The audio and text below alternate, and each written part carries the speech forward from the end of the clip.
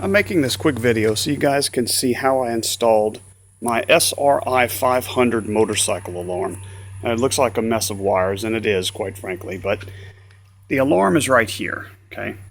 There's two sets of wire bundles that come out of it. One you really don't need to worry about. The other has 4 color wires. One of them is orange, and that will actually tie into the ignition. Now, the easiest way to tie it into the ignition is actually just to go ahead and hook it up to the power wire for the rear tail light.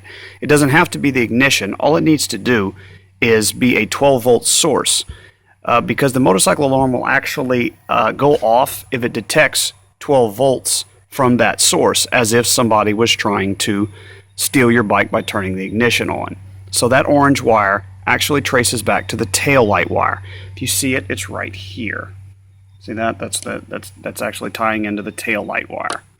The 2 gray wires will go down here, and they will tie into the power wire for each of the tail lights. See, there's one here. You can see that, and then there's one here.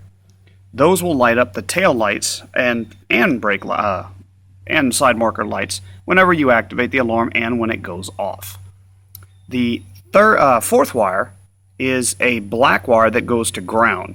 I simply tied that wire into one of the black wires right here on one of the turn signals. It's just the easiest wire to get to. This bike is very tight, okay? The storage area up here goes here and here. Very difficult to get back on with this thing on here, so don't expect that this is going to be a smooth installation. I've been working on this all morning. However, I don't regret doing it.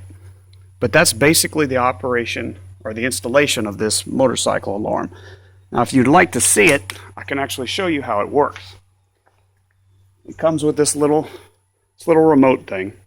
Now, this is an older style. SRI 500 is old. It's several years old, but it still works fine. And they make several different models, and they have newer ones out. But for this one, if you look, I can activate just the alarm. See, it chirps and the lights blink. I could put it on activation plus motion sensitivity. Well, that's actually the alarm. All right, here's plus motion sensitivity. So if I try to go near the bike, it will detect it and it will chirp at me. See? I have to back up. So it detects me. Now, how does it do that? I'll disable it so I can get near it again. There is this little motion sensor right here.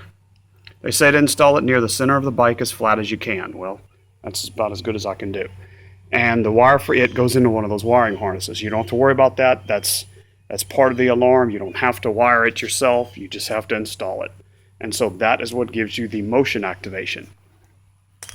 But as you can see, when you activate the alarm, the side marker lights and the tail lights blink.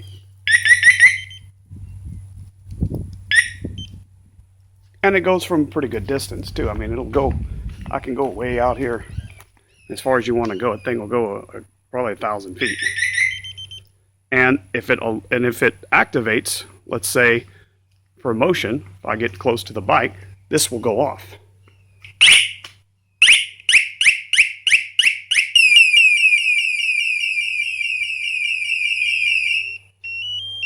So here, and it's telling me on the display motion activation. I don't know if you can see that in the sun, but that's what it's showing me. It's actually showing me the motion, see? And then I can reset it just by pressing the button. So this is the basic installation and operation of this motorcycle alarm. I did put everything back on. It does fit, but it's tight. I do not regret doing this because I know this bike is very easy to steal because it's so light. And it's quite desirable over some of the leader bikes. So there you have it, the installation of the SRI 500 motorcycle alarm.